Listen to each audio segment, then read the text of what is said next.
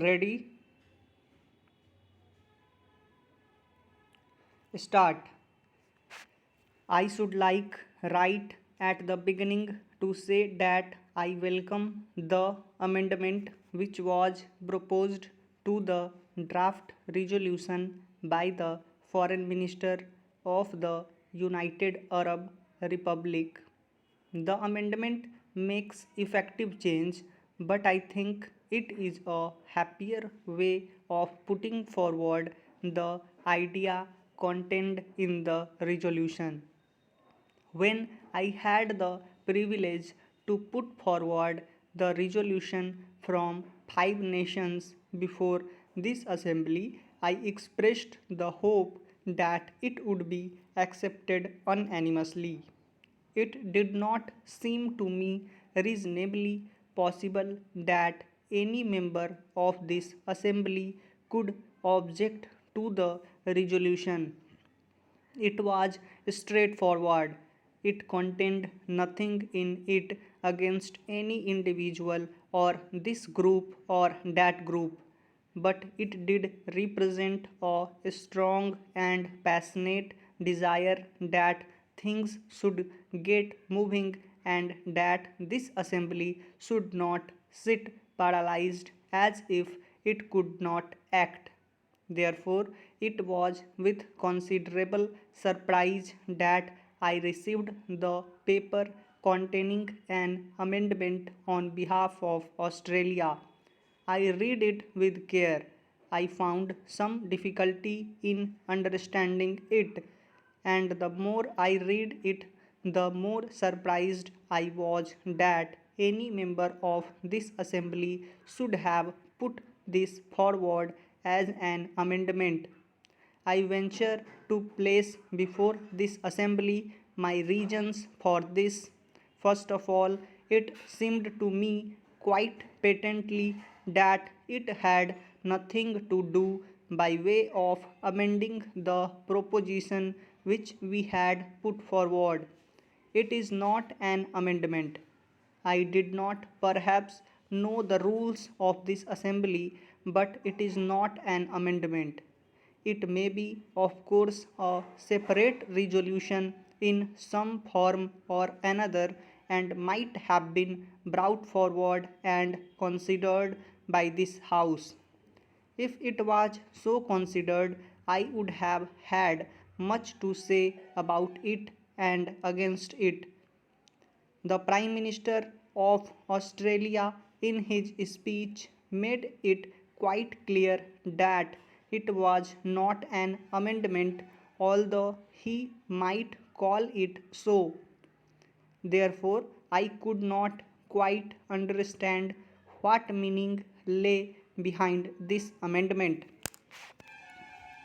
I have the greatest respect for the Prime Minister of Australia, more especially for his keen mind and ability.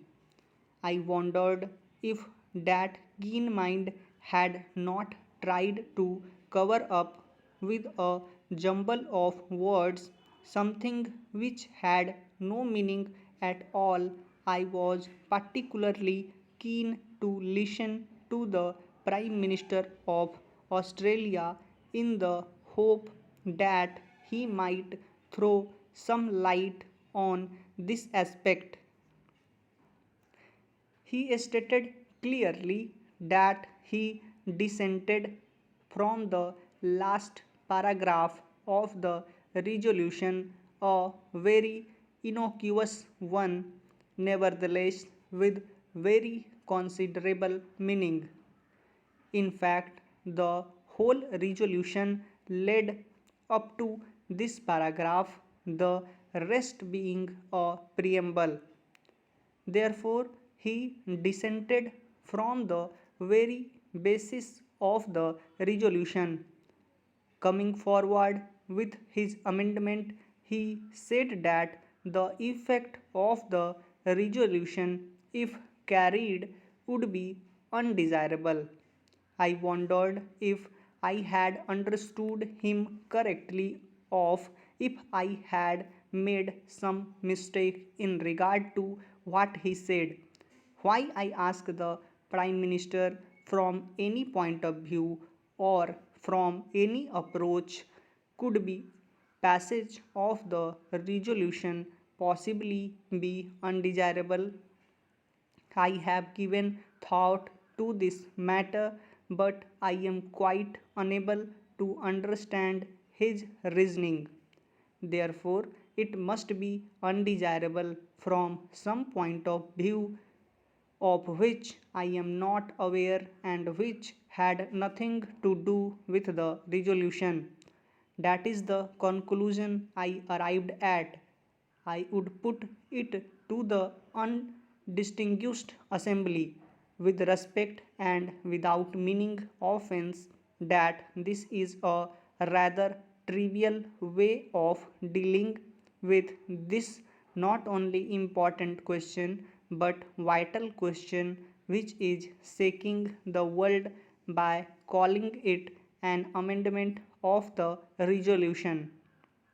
I submit that we are discussing very important matters affecting this assembly and the world. The Prime Minister, in his argument, talked about a conference. Why does the resolution suggest a meeting or a conference?